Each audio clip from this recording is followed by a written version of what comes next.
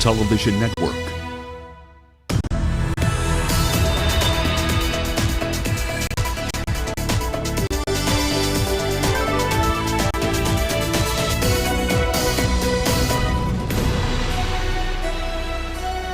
Hello there and welcome to Global Business Africa. We'll be giving you insight into Africa's business and financial markets. I'm Uche Okoronkwo coming to you from Kenya's capital, Nairobi. Let's start with a look at the markets. Now, emerging market stocks were up today. They were certainly helped by Chinese shares, which we saw clocking their best day in just over a week. Of course, that was on signs of more stimulus coming from the government. Now, pretty quiet but positive day across the continent as well. South Africa's JSE erasing Monday's losses. That amid some hopes that global markets are ticking higher after a negative showing in December. Now, gains were broad-based, with Nasdaq providing the most direction. It added about 1.17% on the day. Gold miners under pressure after the rand gained overnight. We saw the rand gaining overnight. Now, also coming up on the show today. Scores injured and others trapped as gunmen strike a hotel and office complex in Nairobi. UK Prime Minister Theresa May faces a crunch vote on the Brexit deal. And Zimbabwe's military puts a show of force to deter further unrest over those fuel hikes. Now let's begin the show with an update on the attack in Nairobi, and security agencies are saying that at least one person has died and several others have been injured in an attack on an upscale hotel and office complex in the outskirts of Nairobi's CBD. Now, security agencies are currently in an operation to flush out those gunmen who are holed up in the building. Unconfirmed reports say one gunman has been shot dead and two suspects have been arrested. Now, earlier on, police responding to the attack helped to evacuate people from the complex, which has a hotel, banks and several other offices. Now, Kenya's Inspector General has called for calm. Now, let's get the latest from the scene. We are joined now by Rama Nyang. He's on the ground. Rama, welcome to the show. Certainly lots of speculation right now on the progress between the attackers and the police. What do you know so far, Rama? Indeed, there's very little information coming through, Uche. Here we are about 500 or so meters from the location of that particular attack on the 14 Riverside complex. We do know that the area has been completely cordoned off by the police officers. They're essentially trying, as you mentioned, to corner the attackers for this particular, the attackers who are responsible for this specific event. And they're essentially trying to ensure that these individuals can be taken care of. We do know that, according to the Inspector General of Police, that at least 6 of the 7 floors of the Dusit Hotel have been cleared, he says, but we are not sure about the status of the other buildings within the entire complex, because remember, there's at least 5 or so buildings within that entire complex. One of those is a 14-story car park, so there's plenty of places, or rather a lot of ground to clear in this entire operation. Uche? Well, Rama, certainly this attack is reminiscent of that Westgate attack. So how do you expect this time around, how do you expect it to affect businesses in the country and the mood in the country going forward?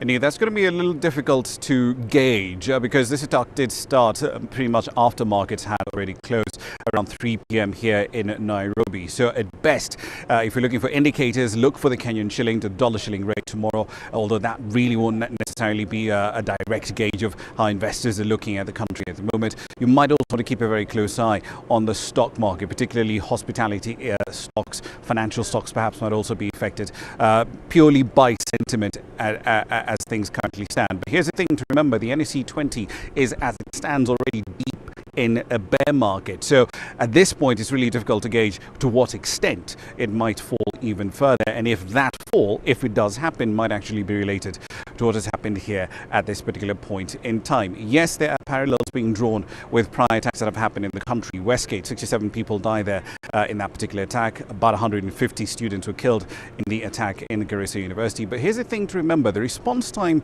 for this specific event has been a lot faster than many would have anticipated compared to Westgate. And the response certainly has been a lot more coordinated compared to that. But it's worth pointing out for the benefit of our viewers, at this point in time, this is still an ongoing operation. We still know that there are individuals who are still trapped within that entire building complex. Where exactly they are, we do not know. But it's still an ongoing operation. It's still not done yet. Uche? Well, Raman, many thanks for that update. Of course, Raman Yang joining us from the ground there. We'll be bringing you updates as the news comes in. Well, let's move on now. A historic vote in Parliament has begun as British Prime Minister Theresa May faces the prospect of defeat on her Brexit deal. Suddenly, that will leave the country in limbo about its membership of the world's biggest trading bloc. Now, May urged lawmakers on Monday to take a second look at her deal, but Parliament appeared set to reject the agreement. The cabinet has shown support for Prime Minister Theresa May ahead of the Brexit vote. So far, she has refused publicly to speculate on a possible Plan B.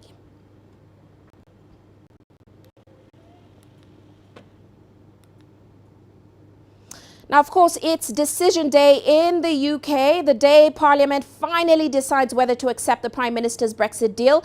Here's Ollie Barrett with more on that. Outside the British Parliament, nearly everyone wants a say on Brexit. Stop Brexit! Trouble is, hardly anyone shares the same opinion, and members of Parliament are no different. UK Prime Minister Theresa May took to a factory in Stoke-on-Trent, the home of the British potteries industry, where people voted overwhelmingly for Brexit. And politicians had a duty to deliver, she said. People's faith in the democratic process and their politicians would suffer catastrophic harm. We all have a duty to implement the result of the referendum. Even street brawls over Brexit are on the rise.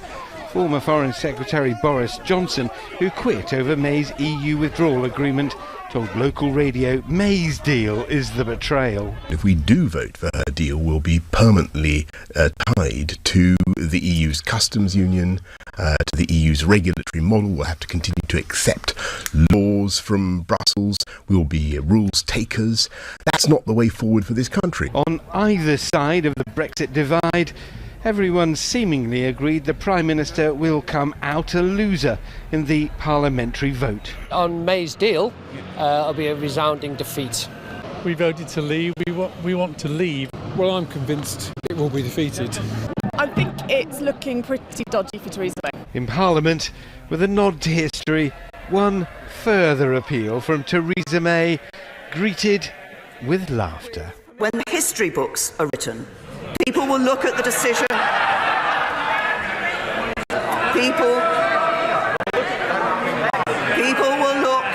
People will look at the decision of this House tomorrow and ask, did we deliver on the country's vote to leave the European Union? May's dilemma is that from a yes or no, in or out referendum, there are now as many versions of Brexit as there are members of Parliament.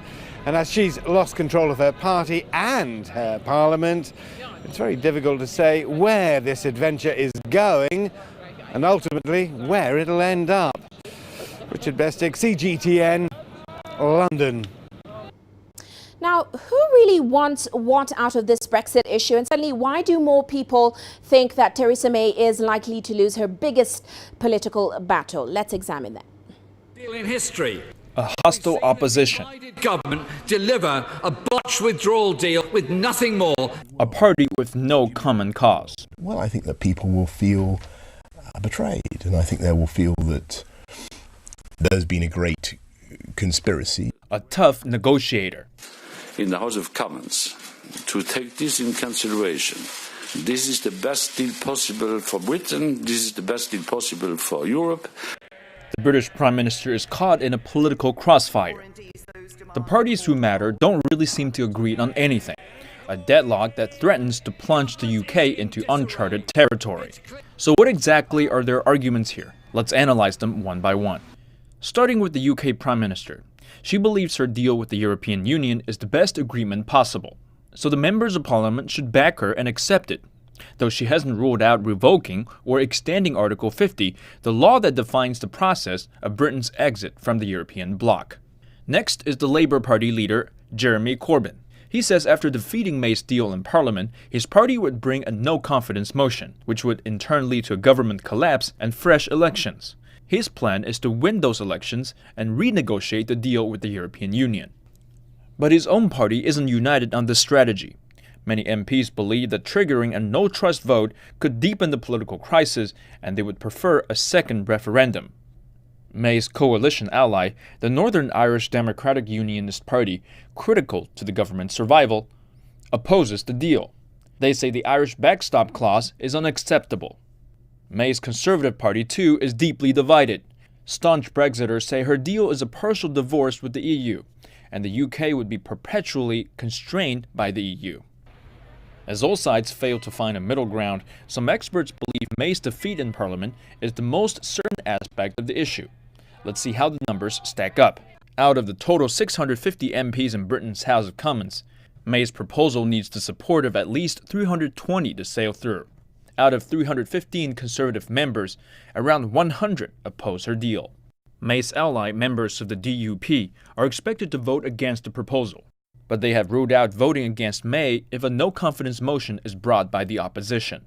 The Labour Party, with its 257 MPs, is likely to reject May's deal too. The remaining Scottish National Party, with 35 MPs, along with other smaller parties, are also not likely to offer any support. So I say to members on all sides of this House, whatever you may have previously concluded, over these next 24 hours, give this deal a second look. Despite the Prime Minister's last-minute appeals, UK's Parliament seems to have made a choice. They would rather risk a political upheaval than accept May's deal. With Nayan Seth, Jing Chow for CGTN. Well, let's head to Tunisia now. Authorities there have welcomed the latest ratings published by Forbes magazines. Now, according to the list of African countries published in the Best Countries for Business report, Mauritius turned up 39th globally. It's topping the African continent in terms of investment. It was followed by South Africa, which came 59th, Morocco, which came 62nd, Seychelles, which came 66th, and Tunisia, which came in at 82. Now, CGTN's Adnan Shauji breaks that down for us. Tunisia was ranked as the 5th best country for business in Africa and 82nd worldwide by US Forbes magazine. This is a positive indicator for the business climate in the country. Tunisia has moved up 5 spots compared to 2017 report and is making progress which has already been recognized by the World Bank in the Doing Business 2019 report. Al-Adheri emphasized during hearing session at Parliament the importance of key economic, structural and administrative reforms implemented by the state in 2018. The reform plan will continue in the next 3 years. Tunisia aims to become the leading African and Arab destination for business. Encouraging foreign investment will revive the economy and create jobs and boost development. Forbes rates countries based on 15 different factors, including corruption indicators. Authorities in Tunis believe that the war on graft in the country has had a positive impact on Tunisia's image abroad. Fighting corruption is a top priority for the Tunisian government. The success of the war on graft will improve the business climate, trigger investment, and restore confidence in the Tunisian economy.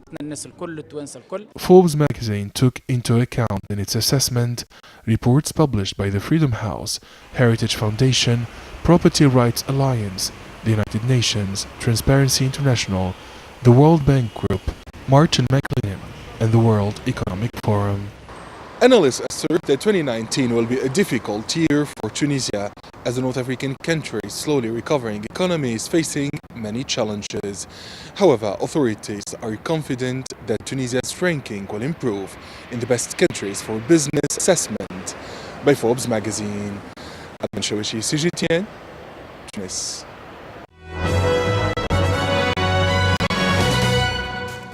Well, now let's take a look at our corporate headlines today. Sibanye Stillwater has said that it has a contingency plan in place to minimize the possible impact of a strike at its South African platinum operations.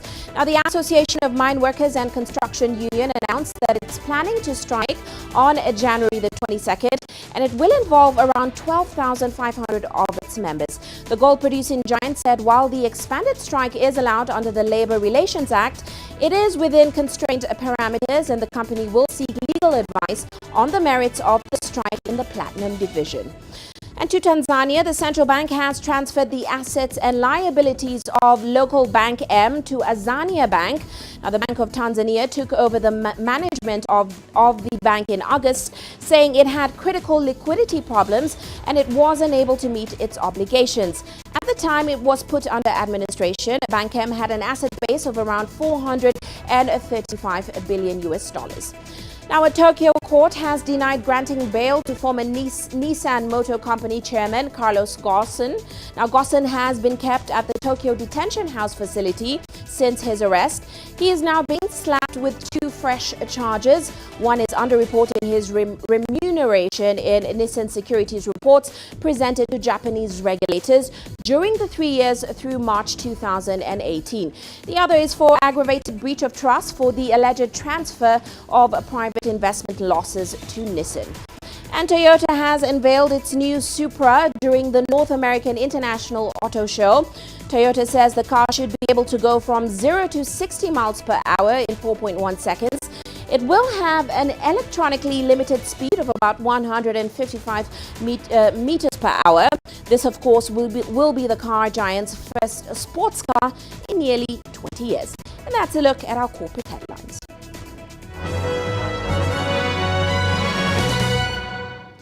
Now we're heading into a short break, still to come on the show.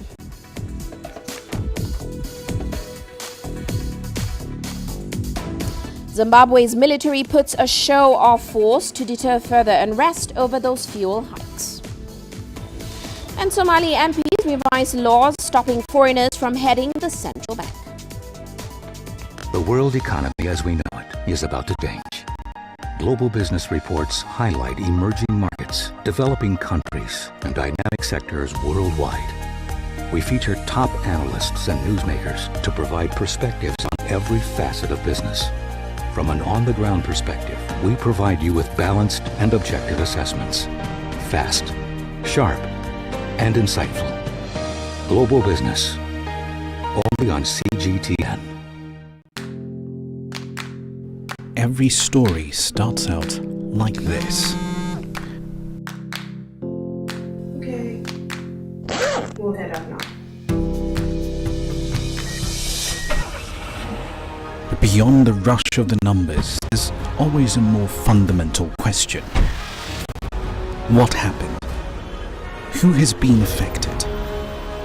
When market-moving decisions are made, who's responsible? And why? Let's get some reaction on ground. Joining us in Johannesburg is Sutra. Hello, Nairobi. This is how all stories begin. See how they end. Only on Global Business.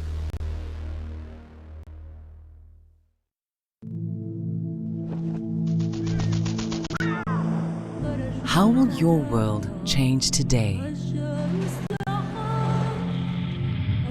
What happens here?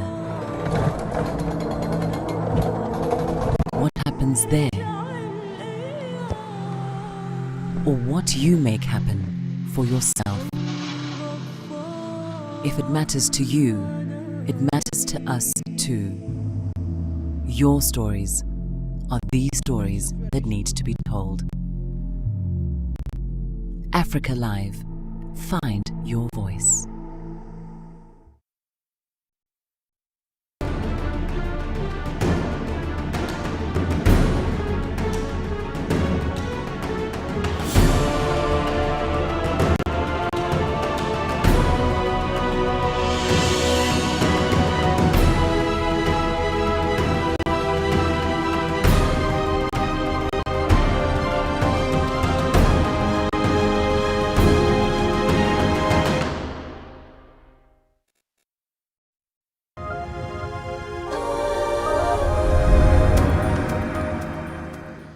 let's head over to Zimbabwe now, where soldiers have been patrolling city streets as confrontations with demonstrators threaten to boil over. Now, banks, schools and businesses stayed shut a day after protests over the country's deteriorating economy turned deadly. Several people died during Monday's unrest, which followed sharp fuel price hikes, which were decreed by President Emmerson Mnangagwa. Well, let's get an update from the ground. Our correspondent Farai Mwakutuya now joins us in Harare. Farai, welcome to the show. Great to see you. Now, what we hear so far is that several are dead, hundreds arrested, as we've seen the city basically come to a standstill. So, Farai, mobile networks, internet down. What's the latest on the ground? Indeed, Uche, a very tense, a very quiet, a very unusual day, a very surreal day because, as you quite rightly said, businesses remained shut. Harare Central Business District was deserted. The only people in vehicles you saw there were police and military personnel patrolling and keeping the calm and keeping the peace. We know of some of those skirmishes in some areas as police and security personnel tried to apprehend the perpetrators of the violence that was witnessed yesterday. Indeed, internet services, some of the social media platforms have been inaccessible since morning, still inaccessible now. And we know that in the past, government has said, social media has been used to incite violence, to spread fake news, and to fan some of these anti-government protests. No confirmation as yet if indeed the government gave this order for the shutdown, but certainly those services not available now. A short while ago, the Minister of Information gave an update where she said that, security is in place, assured Zimbabweans of their security and safety, and encouraged them to come back to work tomorrow to go about their normal business. Well, Farai, let's talk a little bit more about President Mnangagwa's move to more than double the price of fuel in the country. He says it will tackle the problem of fuel shortages, but the reality on ground for most of the Zimbabwean people is that inflation continues to rise and, of course, wages have stagnated. So how have experts in the country responded to President Mnangagwa's move so far? Well, certainly that announcement came as a shock, largely because there had been assurances in the days leading up to it, certainly from the energy regulator, that the price of fuel would not be increased or certainly pegged in US dollars. President Mnangagwa and the government have said, look, to try and cushion ordinary Zimbabweans from increases in prices, they are offering rebates, tax rebates to registered businesses in different sectors that will cushion them from this increase so that they don't pass it on to the eventual and final consumer. Earlier today as well, the information minister announced that civil servants will be given a cushioning allowance that will enable them, about 23%, that will enable them to ride out these tough times between now and March, when salary negotiations with government will be concluded. So hopefully those sort of measures will cushion and will enable some of these civil servants and ordinary Zimbabweans to be able to get around the inflation or the hike in prices that is expected. But I think what is also crucial is the fact that the improvement in supply of fuel. If that can happen, I think many people would prefer to have a bit more expensive fuel, but to have it available. This measure will ensure that companies in the fuel sector remain viable, and if the product is available, then hopefully production will also be ramped up and exports grow based on this. Quite interesting, but certainly looking at the situation on ground right now, what do you think these protests have revealed about the current leadership of this new government and certainly its plans to change the trajectory of Zimbabwe's economy? Well, I think what we've witnessed is quite instructive in that it shows there is a lot of pent-up desire, frustration amongst Zimbabweans to see a change in their fortunes, a very quick turnaround in their fortunes. Many people expected that post-Robert Mugabe there would be a lot of prosperity, a lot of jobs created, a turnaround in the economy. That isn't happening as quickly as they would like. This government has a very long-term turnaround strategy that it has in place. They have said that would require some austerity measures measures before we get to the better times, austerity for prosperity. And I think what is required now is for the administration to sell their message a bit more aggressively, to get the buy-in of ordinary Zimbabweans, so that they can appreciate that, yes, we are going through very tough times now, but it will be ultimately for the good of the nation. So I think Zimbabweans are expressing and venting their frustration, their agitation at the fact that things aren't changing or turning around as quickly as they would like. Government is saying it has a plan to turn those things around, and I think what's linked with the missing link, the disconnect, is the ability of government to convince people, to sell them, and to get them to buy into this vision of a better future that will be unfortunately preceded by some tough times. Certainly. Many thanks, Farai, as always, for your insights. Of course, Farai Makutuya braving the dark to give us that update. Well, let's move on now. Russian diamond giant Alrosa has set up a subsidiary in Zimbabwe to begin mining operations in the country. The world's largest diamond producer by output started conducting geological exploration in the southern African country back in 2013, but it did drop the licenses it held there in 2016, and that was due to a reform of the country's diamond industry. Here's CGTN's Terry Wangari with more on the story. Zimbabwe has opened a small window for foreign companies to participate in its diamond industry. Russian firm Alrosa said it would develop new mining operations in the country with the support of the Zimbabwean government. The Russian firm established a subsidiary in Harare in December, and its geologists and mining engineers will arrive in the country to start operations in February. Just like in April, I'm sure in coming days we'll manage to discuss the prospects of our company's participation in the geological exploration, as well as the development of well-explored deposits. We are ready to share all the technologies which Alrosa company possesses in the aspects of diamond selection and preparation for sale, and any other know-how that we have to allow Zimbabwe to occupy the position which the country occupied several years ago on the global diamond market. Alrosa's main production assets are based in Russia, but the company also has operations in Angola.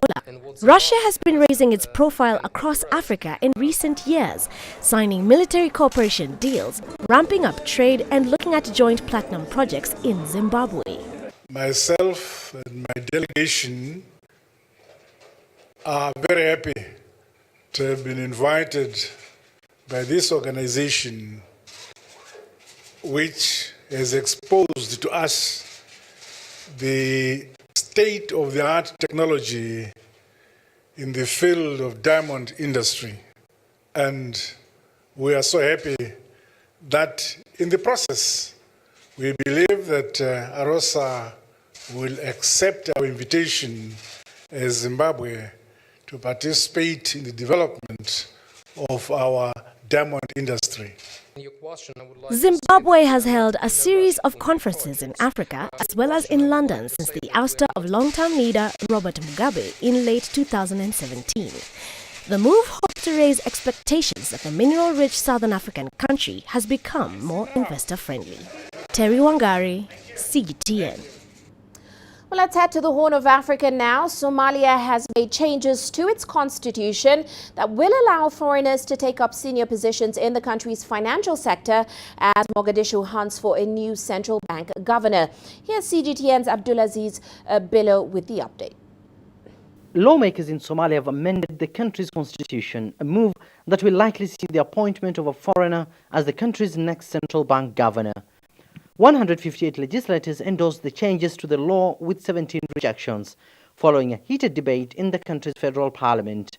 Previously, only a Somali citizen could be appointed to that role. It's not a new thing. It has happened in other countries before. What we did has made the post competitive for different candidates to contest. We want the best for Somalia. Whatever happened here today is unconstitutional. We will not support it. Once Parliament is back from recess, we will ask for another amendment to the latest changes. The current bank governor is due to retire in the coming months after spending more than 4 years at the helm of the Somali Central Bank. Mogadishu now says that it welcomes global talent and has called on both Somalis and non-Somalis to apply for the post.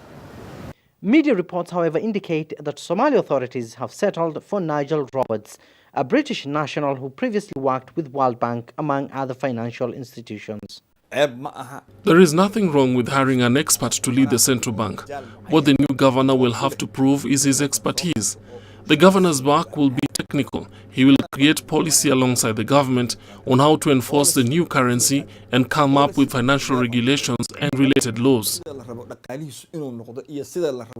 The country plans to print its first banknotes for the first time in 3 decades. A huge task for the current administration that has received endorsement from leading global money lending institutions. Last year, World Bank approved a pre-arrears clearance of 140 million, a first for the Horn of African nation in decades, followed by 116 million by the European Union to help in the rebuilding of the country.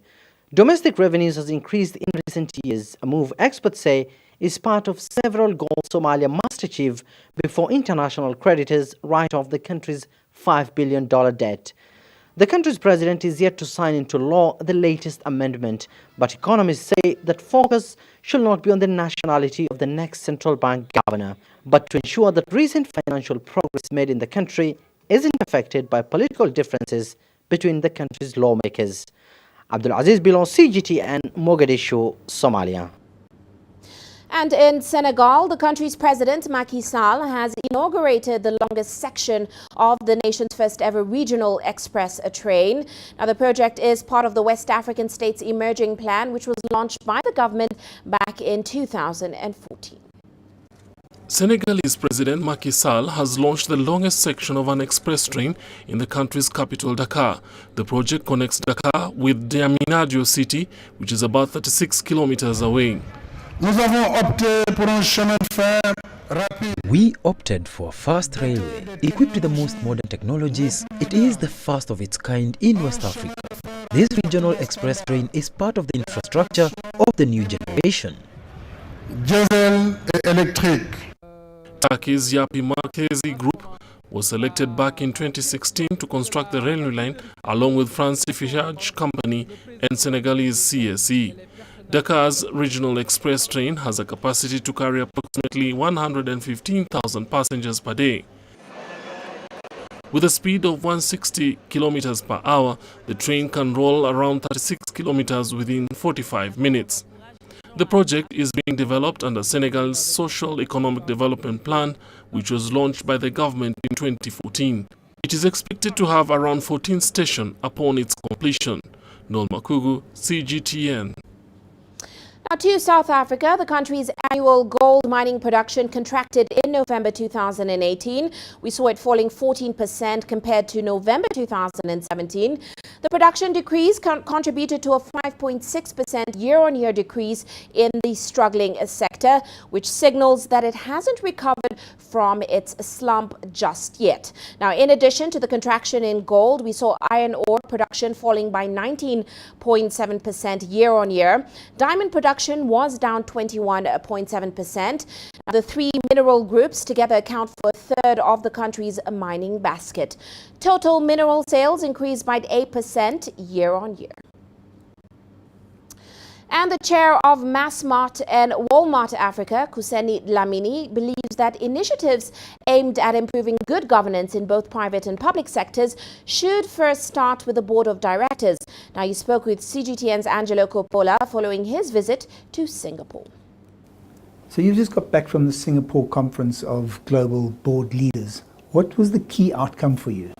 Businesses around the world are facing similar challenges of increasing complexity and also the challenges of the global trade war that we see between the United States and China. And companies have to be agile, have to be adaptable, have to be in a position to analyze the environment and come with strategies that are fit for purpose and that are future perfect as well. So in terms of board leaders, Were they reacting similarly or differently when it comes to dealing with common challenges? We increasingly have to examine carefully the composition of our boards. We need to make sure that we've got the skills and competencies within our boards that will enable us to succeed in an increasingly complex and changing environment. Companies are having to respond to digitalization. They're having to respond to cybersecurity. They're having to respond to an increasingly competitive environment. You need more innovation. You need more entrepreneurial cultures and companies so that you can create shareholder value. But more importantly, companies have to also deal with the issues of environmental, social, and governance. It's the so-called ESG, and this requires companies to be more accountable to a wider universe of stakeholders. One of the key issues facing South Africa at the moment is around corruption in the SOE sector, but it's also prevalent in the private sector. How does your organization deal with it? We also have a whistleblowing facility that allows employees, associates to report anonymously and feel free and feel that they are protected, that they can report corruption, and we then have to investigate it, lift the carpet, and make sure that we leave no stone unturned in dealing with it and not hiding it. Now, staying in the country, the outbreak of the foot and mouth disease in Limpopo has had a devastating effect on trade in the country. The department has, however, moved to quickly quell those fears, saying that only a small amount of animals have been infected so far. Now, neighboring Zimbabwe and Mozambique have stopped importing meat as a precautionary measure. Here's CGTN's Yolisa Njamela with an update. The Agriculture, Forestry and Fisheries Ministry has allayed fears of the foot and mouth disease outbreak after a meeting with farmers on Monday. We want to emphasize that this spillage of this is limited to Vembe district at Sundani village. The affected cattle is less than 50 in an area with about 10,000 to 15,000 cattle. The area remain under quarantine, and the vaccination process is beginning so that no further infections can occur. Zokwana says the affected areas have been demarcated and fenced. A technical team has been set up to fight the outbreak. The team is made out of officials from the department and from the farming industry. A ban on importing meat products from South Africa was announced by several countries following the outbreak to minimize their risk of contracting the disease in their countries. The minister has admitted that the ban has caused a serious loss in the industry, but is confident that the disease will soon be contained. We believe that we have got the ability as a country to do everything possible. We do have the manpower, we do have the will. Together with industry, we are on one voice. We need to save the industry. We need to make sure that the markets we have been doing trade with are retained. South Africa's foot and mouth disease-free status was suspended after the disease was confirmed by a laboratory, and the matter was reported to the World Organization for Animal Health last week. The farming community has quickly moved to make assurances that the disease will not directly affect human beings. FMD has no effect on human beings. There is no risk of anybody contacting anything. FMD is not transmissible to humans, so please enjoy your meat. I think for the dairy industry itself, that could be a potential, there's a potential crisis at hand if it does get out of control. But at this stage, I think it's under control. The big thing is, it can be transmitted by milk, by fresh milk, but pasteurized and ultra-high pasteurized milk actually kills the organism. So, with pasteurized milk and UHT milk, it can't be transmitted to human beings. Foot and mouth is a severe, highly contagious viral disease which affects livestock with significant economic impact. Farmers, the industry and the community at large have been urged to observe the measures in operation so that the disease is brought under control as soon as possible and everything returns to normal. Yolisa Njamela for CGTN in Pretoria, South Africa. And you're watching Global Business Africa. Let's head into a quick break now, still to come on the show.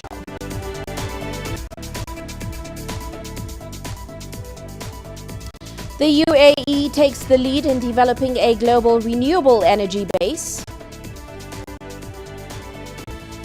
And Chinese car maker GAC delays entry into the US due to ongoing trade tensions.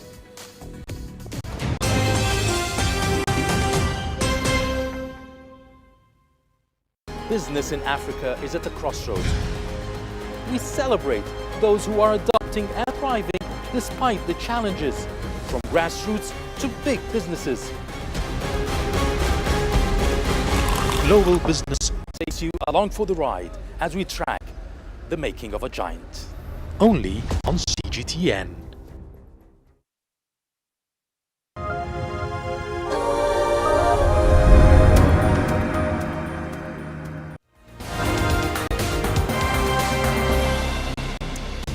Here's a quick recap of today's headlines. In Kenya, security agencies are saying that at least one person has died and several others were injured in an attack on an upscale hotel and office complex on the outskirts of Nairobi's CBD. Now, unconfirmed reports say one gunman has been shot dead and two suspects have been arrested. Security agencies are currently in an operation to flush out gunmen who are holed up in the building. In Zimbabwe, soldiers have been patrolling city streets as confrontations with demonstrators threatened to boil over. Now, banks, schools and businesses stayed shut a day after protests over the country's deteriorating economy turned deadly. Several people died during Monday's unrest, which of course followed sharp fuel price hikes decreed by President Emerson Mnangagwa. And former Ivorian President Laurent Gbagbo has been acquitted of all war crimes charges against him by the International Criminal Court. He faced 4 counts of crimes against humanity, including murder, rape, persecution, and other inhumane acts. Now, the court ordered his immediate release, saying the prosecution failed to present enough evidence linking the former leader to the alleged crimes. And a historic vote in Parliament is just about to begin as British Prime Minister Theresa May faces the prospect of defeat on her Brexit deal, which of course leaves the country in limbo about its membership of the world's biggest trading bloc. May, of course, has urged lawmakers on Monday to take a second look at her deal, but Parliament appeared set to reject that agreement. And that's a recap of today's headlines.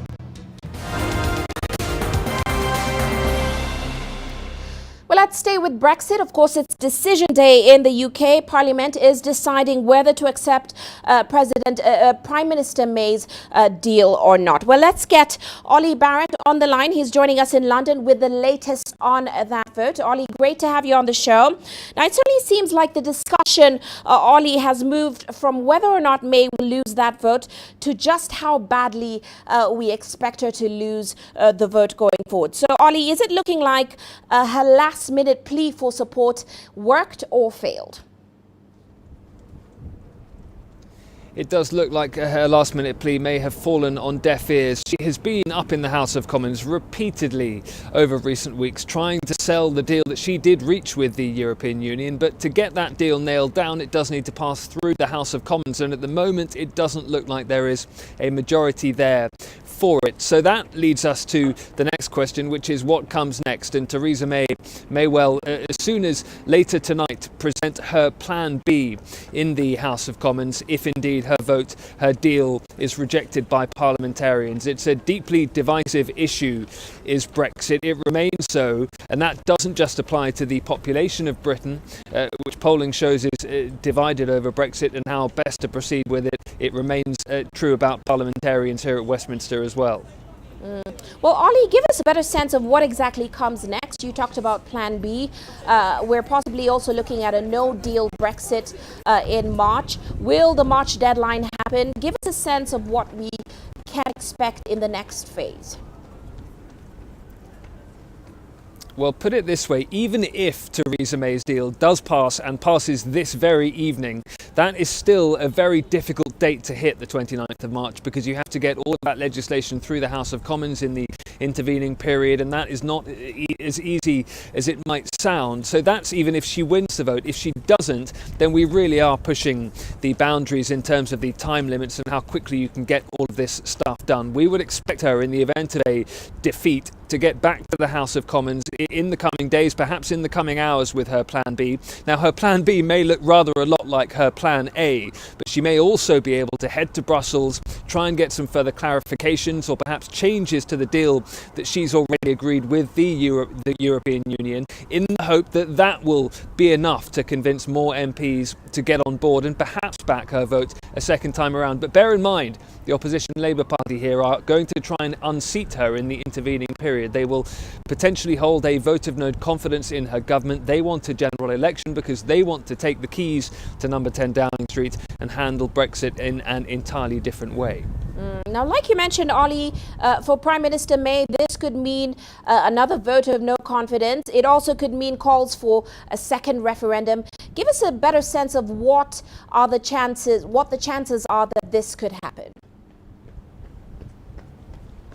There are all sorts of scenarios which remain in play. General election is one, a Labour government coming to power is another, and therefore a different type of Brexit. A second referendum remains a very real possibility. At the moment, the default legal scenario, if Theresa May's deal isn't backed by parliamentarians here, is that Britain will leave the European Union on the 29th of March with no deal in place. Now, most MPs here will try and stop that happening, but they have to have another plan that they can get through Parliament in its place to make sure that they can avoid that situation unfolding. Many economists feel that a no-deal Brexit would be very damaging indeed. Some MPs, though, here at Westminster think it's currently the best solution on offer. So just another example there of how divisive this issue can be, even when it comes to economics and the effects that Brexit and the different types of Brexit might have on the UK economy and jobs and the health of the nation going forward.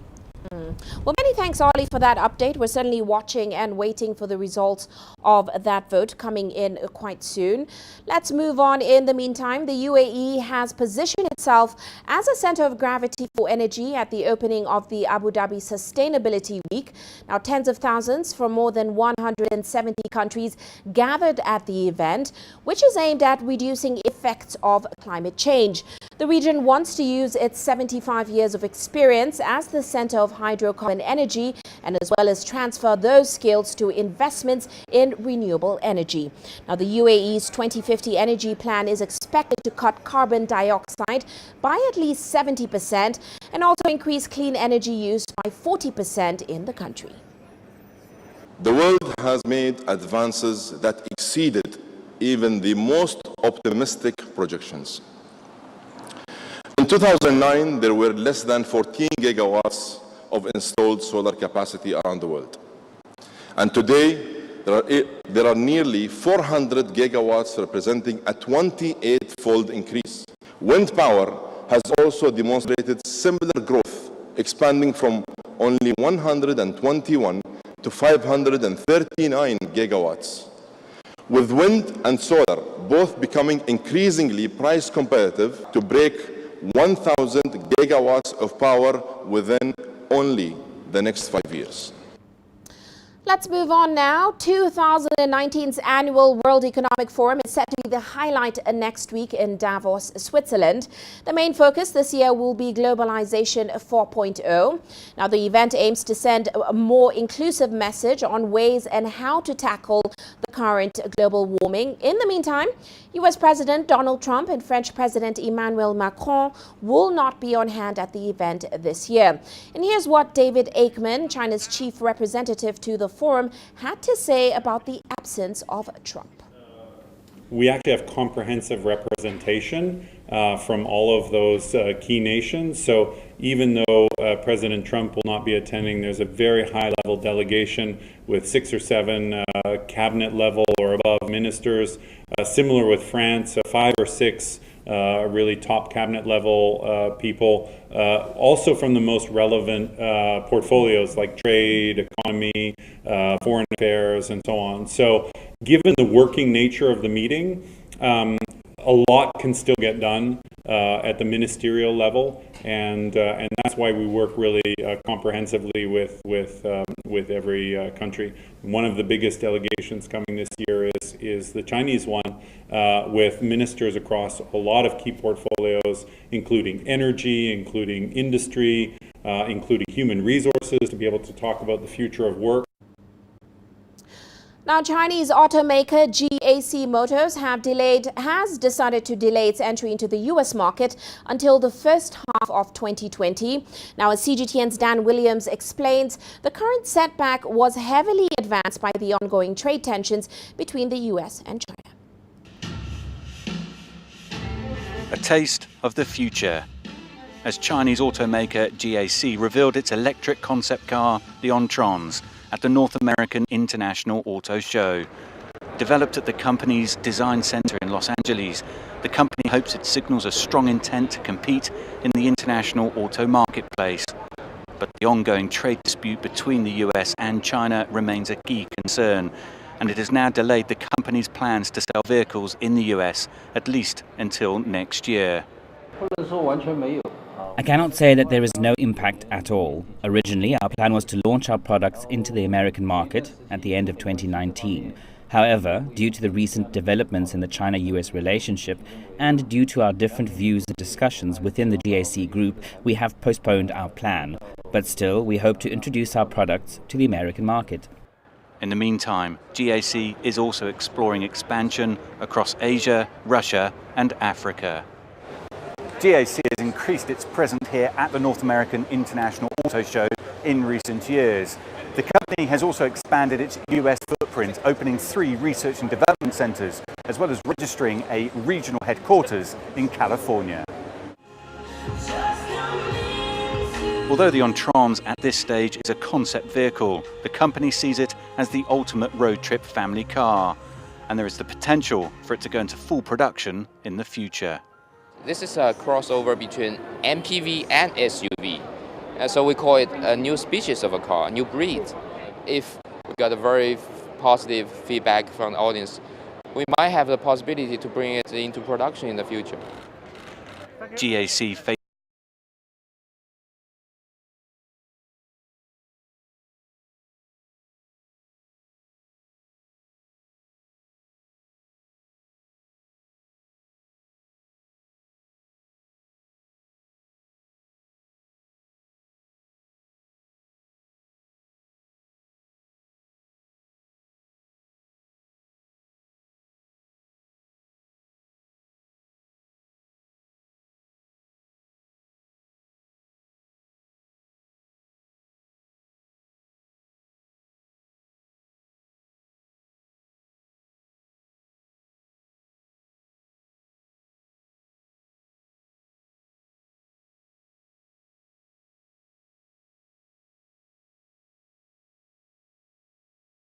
faces many challenges in the coming years, but it remains determined to take its place as a global auto leader.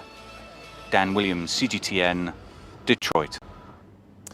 And shifting focus now, renowned Hong Kong jeweler Wallace Chan has for decades infused his passion, his dreams and his philosophies into some of the world's most exclusive gemstone carvings.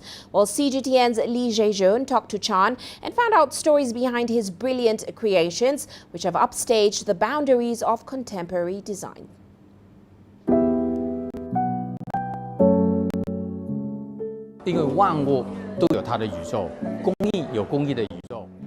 Everything has its universe. The gemstone has, the craftsmanship has. The overlapping of different universes produces jewelry art.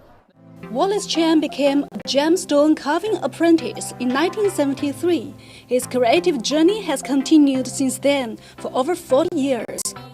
And now Hong Kong is displaying 80 of its native works in an exhibition for the first time. These pieces are drawing intense reactions from visitors.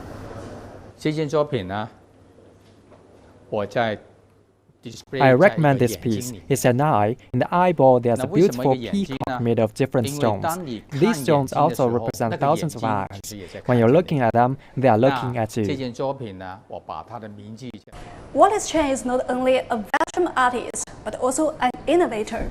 Over 2.5 years, he invented a carving technique known as the Wallace cut, which takes advantage of a gemstone's internal properties to produce designs, the three-dimensional effect.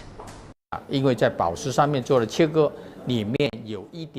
Wallace cut involves drilling a hole into the back of a multifaceted stone and then carving an image there in reverse. When viewed from the front, the image will be reflected multiple times. It needs precise calculations and visiting, and I need to do the carving in water in case the stone breaks from the heat of the drilling. Chen also invented a kind of unbreakable porcelain. He also added titanium to his creation. He said porcelain is traditional and titanium is modern, so the combination means he's connecting the past and present and leading to the future. Li Jiejun, CGTN, Hong Kong. And on that note, let's take a look at how commodities performed today. Oil prices rebounding over 1% on the day, and that's after tumbling the previous session. Of course, we saw prices falling on Monday, and that's after data showed weakening imports and exports in China. Now, traders are saying that a darkening economic outlook may soon weigh on growth in fuel demand. Meanwhile, gold prices falling as well today as the dollar gained. Investors' attention is on that parliamentary vote on the British government's plan to exit the EU. Let's take a We meet a Nigerian entrepreneur using fruit designs to spruce up her food business. Images may appear to be identical, but looks can be deceiving. The difference is not always obvious. It has to be discovered. There are always different sides to a story. We put the focus means of artistic expression by sculpting various fruits served for dessert at clients' events. Gives you like a whole new layer of creativity to bring to events. And apart from that, let's not overlook the healthy element as well. We all know, doctors advise us to get 5 servings of fruits and vegetables a day. So, we're doing our own little bit to encourage guests at events to make healthy choices as well. Ogona learned the skill watching online videos and says the response from clients for her edible art has been encouraging. Her repertoire includes flowers, custom designs, and cartoon and fantasy characters.